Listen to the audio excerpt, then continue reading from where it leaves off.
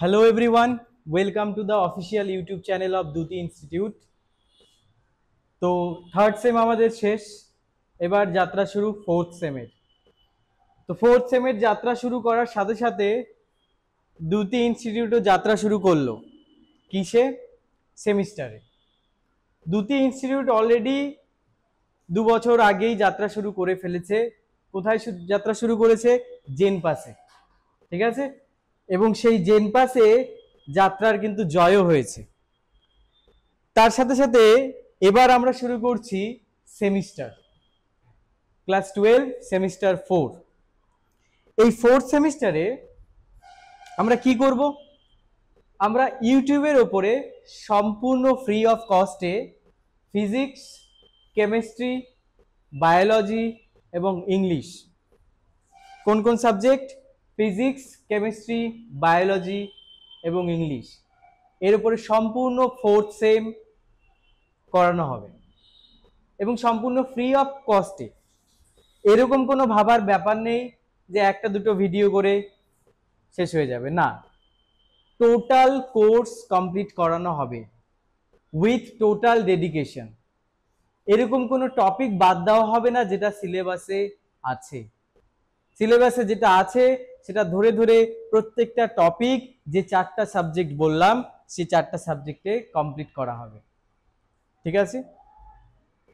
তো এই যে আমাদের যাত্রা শুরু সেমিস্টারে, এখানে তোমাদের সহযোগিতার দরকার। কিরকম সহযোগিতা? না টাকা পয়সার সহযোগিতা না, দরকার হচ্ছে এই ক্লাসগুলোকে সম্পূর্ণ ভাবে একদম ডেডিকেশনের সাথে দেখতে হবে। ডেডিকেশনের সাথে দেখতে হবে, তার সাথে সাথে প্রত্যেকটা সাবজেক্টের নোট তৈরি করতে হবে। আমরা ইচ্ছে করলেই টেলিগ্রামে তোমাদের নোটটা দিয়ে দিতে পারি, কিন্তু তাতে আমার মনে হয় না যে তার কোনো সুফল আমরা পাবো। তোমরা যদি নিজেরা খেটে নিজেরা বুঝে নোটটা তৈরি করো তাহলে সেটা বেস্ট নোট হবে, কারণ নিজের নোট বেস্ট নোট হয়। নিজের হাতের লেখা খারাপ থাক ভালো থাক, সেটার উপর কোনোদিনও নোটের যে গুণগত মান সেটা কিন্তু নির্ভর করে না। তো আমি তোমাদের দেবাশিস স্যার, আমি তোমাদের ফিজিক্স করাবো। সিমিলারলি আরো টিচাররা আছেন যারা আলাদা আলাদা সাবজেক্টগুলো করাচ্ছেন, একে একে তোমরা সবাইকেই চিনতে পারবে। আজকে আমাদের কোনো ক্লাস নয়, আজকে আমাদের সিলেবাস ডিসকাশন হবে এবং কোয়েশ্চেন প্যাটার্ন কি আছে সেটা আমরা ডিসকাস করব। সো খুবই ছোট্ট একটা ভিডিও হতে চলেছে, okay? So west Bengal council of higher secondary education, fourth semester, subject physics, syllabus and question pattern discussion. আমাদের ফোর্থ সেম থিওরিটিক্যাল মার্কস কত আছে? ফোর্থ সেমে থিওরিতে আছে 35, ওকে? এবং এবারের পেপারটা কিন্তু ডেসক্রিপটিভ পেপার হবে, মানে লিখতে হবে, এমসিকিউ নয়, লেখা paper, written paper, okay? Written paper. Fourth সেমে আমাদের কি কি আছে সেটা একটু দেখে নেওয়া যাক, মানে আমাদের সিলেবাস দেখো। সিলেবাসে আমরা থার্ড সেমে ইলেকট্রোম্যাগনেটিক ওয়েভস পর্যন্ত, তড়িৎ চুম্বকীয় তরঙ্গ পর্যন্ত পড়েছিলাম, সেটা ছিল আমাদের ইউনিট 5। আমরা এখানে শুরু করব ইউনিট 6 থেকে, অর্থাৎ অপটিক্স থেকে। বোর্ডে লেখাগুলো ঠিকঠাক বোঝা যাচ্ছে কিনা সেটা আমি জানি না, কিন্তু আমি যেটা বলছি সেটা খুব ভালো করে শোনো। প্রথমে আমাদের আছে কি? অপটিক্স, ওকে? অপটিক্সের আবার দুটো পার্ট, একটা হচ্ছে রে অপটিক্স আর একটা হচ্ছে ওয়েভ অপটিক্স। রে অপটিক্স এর মধ্যে কি পড়ছে? রে অপটিক্স এর মধ্যে পড়ছে রিফ্লেকশন, মানে আলোর প্রতিফলন, তারপরে হচ্ছে স্ফেরিক্যাল মিরর, গোলীয় তল, মিরর ফর্মুলা, মানে ওই যে 1/v প্লাস 1/u = 1/f, সেই ফর্মুলা, আলোর প্রতিসরণ, অভ্যন্তরীণ পূর্ণ প্রতিফলন, লেন্স ফর্মুলা, ওকে? তারপরে কি পড়ছে? লেন্স মেকারস ফর্মুলা, মানে লেন্স নির্মাতার সূত্র, ম্যাগনিফিকেশন, লেন্সের সমবায়, এই সমস্ত জিনিস আছে। তারপর আছে কি? অপটিক্যাল ইনস্ট্রুমেন্ট, সেটা কিন্তু রে অপটিক্স এর মধ্যেই পড়ছে। অপটিক্যাল ইনস্ট্রুমেন্ট বলতে গেলে সেখানে অপটিক্যাল ইনস্ট্রুমেন্ট মানে আলোকীয় যন্ত্র। সেখানে কি কি আসছে? সেখানে আসছে মানুষের চোখ, ঠিক আছে, অ্যাস্ট্রোনমিক্যাল টেলিস্কোপ এবং মাইক্রোস্কোপ। মাইক্রোস্কোপ যেটা দিয়ে আমরা ক্ষুদ্র জীবাণু দেখি সেটা হচ্ছে মাইক্রোস্কোপ। মহাকাশের বিভিন্ন বস্তু যারা যেগুলো দেখি, যেমন চাঁদ দেখি, জুপিটার দেখি, এদের মুনগুলো দেখি, তার জন্য ব্যবহার করা হয় কি? টেলিস্কোপ, সেটা আছে। এবং তারপরে চলে আসছে আমাদের রে অপটিক্সের পার্ট শেষ, তারপরে চলে আসছে আমাদের ওয়েভ অপটিক্স। ওয়েভ অপটিক্স খুবই ইন্টারেস্টিং, বলতে গেলে এখান থেকে কোয়ান্টাম ফিজিক্সের জন্ম হয়। সেই ওয়েভ অপটিক্সের মধ্যে আমার প্রথমেই শুরু হচ্ছে হাইগেন্সের নীতি থেকে। সো হাইগেন্সের নীতি কি সেটা আমরা পড়বো আজকে, যদি বলে যাচ্ছে যে কি কি আছে। হাইগেন্সের নীতি পড়ে সেখান থেকে প্রতিফলন, প্রতিসরণ, এইসব ঘটনার ব্যাখ্যা আমরা পড়বো। তারপরে পড়বো ইয়ংস ডাবল স্লিট এক্সপেরিমেন্ট বা ইয়ং এক্সপেরিমেন্ট, যেটা হচ্ছে একটা কালজয়ী এক্সপেরিমেন্ট, যেখান থেকে প্রমাণ হয় যে আলোর তরঙ্গ ধর্ম আছে। এবং সেখানে আমরা ব্যতিচার এবং অপবর্তন, ইন্টারফারেন্স এবং ডিফ্র্যাকশন, এই দুটো জিনিস আমরা পড়ব। তারপরে আছে resolving power of microscope and astronomical telescope.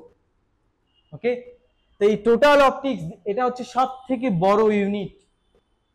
Fourth সেমিস্টারের বা ক্লাস 12 এর সব থেকে বড় ইউনিট হচ্ছে লাইট অপটিক্স, যেখান থেকে কত নম্বর ক্যারি হচ্ছে? মার্কস ক্যারি হচ্ছে 14। নেক্সট ইউনিট যে আছে ইউনিট 7, সেটা কি? সেটা হচ্ছে মডার্ন ফিজিক্সের dual nature of radiation and matter, পদার্থের দ্বৈত সত্তা। খুবই ছোট্ট দুটো জিনিস আছে বেসিক্যালি, আলোক তড়িৎ ক্রিয়া এবং কি পদার্থ তরঙ্গ। আলোক তড়িৎ ক্রিয়া এই যে আইনস্টাইনের সমীকরণ, এবং ম্যাটার ওয়েভস পদার্থ তরঙ্গ, wave properties of particles, de Broglie relation, de ব্রগলির যে হাইপোথেসিস আছে, প্রকল্প আছে, সেটা। সেখান থেকে কত মার্কস ক্যারি হচ্ছে? 4 মার্কস ক্যারি হচ্ছে। তারপরে কি আসছে? অ্যাটমস। অ্যাটমস আর নিউক্লিয়ার মধ্যে প্রথমে আসছে অ্যাটমস মানে পরমাণু। এই পরমাণুর প্রায় বেশিরভাগ জিনিসটাই আমরা ক্লাস 11 এর কেমিস্ট্রিতে অলরেডি পড়ে নিয়েছি। এখানে আমরা আবার পড়ব এবং ডিপে পড়ব, আর একটু ডিপে পড়ব, ঠিক আছে। সেখানে রাদারফোর্ডস মডেল আছে, বোর মডেল আছে, ওকে, স্পেকট্রাম আছে, বর্ণালী, এক্স রে আছে, কন্টিনিউয়াস এক্স রে, ইত্যাদি ইত্যাদি। এবং তারপরে কি আছে? Nucleus, nuclei. নিউক্লিয়ার মধ্যে কি বলবো? Composition and size of nucleus, মানে নিউক্লিয়াসের সাইজ, সেটা কার উপর কিভাবে নির্ভর করে, বিভিন্ন কম্বিনেশন করে যে আইসোটোপ, আইসোবার, আইসোটোন তৈরি করা হয়, ইত্যাদি। তারপরে তেজস্ক্রিয়তা মানে রেডিও অ্যাক্টিভিটি, এবং সেই radioactivity alpha, beta, gamma, decay পড়বো, তেজস্ক্রিয়তার সূত্র পড়বো, ওকে। এবং এই টোটাল অ্যাটমস অ্যান্ড নিউক্লিয়াই থেকে কত নম্বর ক্যারি হচ্ছে? 6 নম্বর ক্যারি হচ্ছে। নেক্সটে আমরা কোথায় যাব? নেক্সটে যাব আমরা ইলেকট্রনিক্স ডিভাইসেস, ইউনিট 9। ইউনিট 9 থেকে দেখো আলোর পরে 8 নম্বর, এটা হচ্ছে সেকেন্ড বিগেস্ট ইউনিট, ওকে। কত নম্বর ক্যারি হচ্ছে? 8 নম্বর ক্যারি হচ্ছে। এখানে দুটো পার্ট আছে, একটা হচ্ছে সেমিকন্ডাক্টরের পার্ট, অর্ধপরিবাহীর পার্ট একটা, আর একটা কিসের পার্ট আছে? ডিজিটাল। অর্ধপরিবাহীর যে পার্ট আছে সেটা কি? এই যে থার্মাল এমিশন অফ ইলেকট্রনস, তারপরে diode, energy band in solids মানে পটিতত্ত্ব, তারপরে পিএন সংযোগ ডায়োড, এদের বিভিন্ন ক্যারেক্টারিস্টিক্স মানে graph, IV graph, LED, photodiode, LED, ইত্যাদি ইত্যাদি, জেনার ডায়োড, এগুলো পড়ছে আমার কিসে? সেমিকন্ডাক্টর। আর ডিজিটালে কি পড়ছে? ডিজিটালে পড়ছে digital concepts of decimal and binary numbers, মানে দিক সংখ্যা এবং দশমিক সংখ্যার কনসেপ্ট এবং তাদের মধ্যে রূপান্তর, ইন্টার কনভার্সন।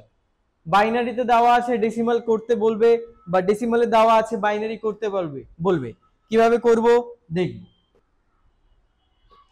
তারপরে আছে লজিক গেট, 5খানা লজিক গেট আছে, and, or, and, not, nand, not, okay. এই লজিক গেট গুলো খুবই ইজি, মার্কস ক্যারি করার জন্য লজিক গেটস গুলো খুবই ইজি, ওকে। তাহলে এটা চলে গেল আমার কি? Electronic devices. লাস্ট ইউনিট আছে কমিউনিকেশন সিস্টেম। লাস্ট ইউনিট আছে কমিউনিকেশন সিস্টেম, বা যেটাকে আমরা বলি যোগাযোগ ব্যবস্থা। সেখানে আমরা কি পড়বো? Elements of communication system, communication system উপাদানগুলো কি কি। তারপরে আমরা কি পড়বো? Concepts of amplitude and frequency, concepts of amplitude and frequency, modulation, bandwidth and signals. নতুন জিনিস এগুলো আমরা একে একে পড়বো। Bandwidth of transmission medium, propagation of electromagnetic waves in the atmosphere, কিভাবে অ্যাটমসফিয়ারের মধ্য দিয়ে তড়িৎচুম্বকীয় তরঙ্গ চলাফেরা করে, sky wave and space wave propagation. Okay, বুঝতে পারলে?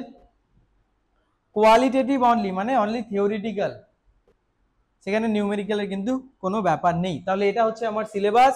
এখান থেকে কত নম্বর ক্যারি হচ্ছে? লাস্ট ইউনিট থেকে 3 নম্বর ক্যারি হচ্ছে, 3 মার্কস। তাহলে সিলেবাসটা আমরা বুঝতে পারলাম। এবার তোমাদের বোঝাই যে কোয়েশ্চেন প্যাটার্ন, কোন চ্যাপ্টার থেকে কত মার্কসের কোয়েশ্চেন আসবে, দ্যাট ইজ কোয়েশ্চেন প্যাটার্ন। দেখো, অপটিক্স থেকে 2 নম্বরে আসবে 3 খানা। কটা আসবে 2 নম্বরে? 3টা আসবে। 3 নম্বরে কটা আসবে? 1টা আসবে। আর 5 নম্বরে কটা আসবে? 1টা আসবে। তাহলে টোটাল মার্কস কত হলো? 14।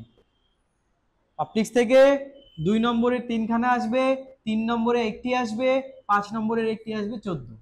বুঝতেই পারছো যে এই 5 নম্বর যেটা হবে সেটা টোটাল একটা কোশ্চেনই 5 নম্বর হবে না, সেটা সেট হবে। অপটিক্সের যে চ্যাপ্টারগুলো আছে সেই চ্যাপ্টারগুলো থেকে কোশ্চেন মিলে 5-এর একটা সেট হবে।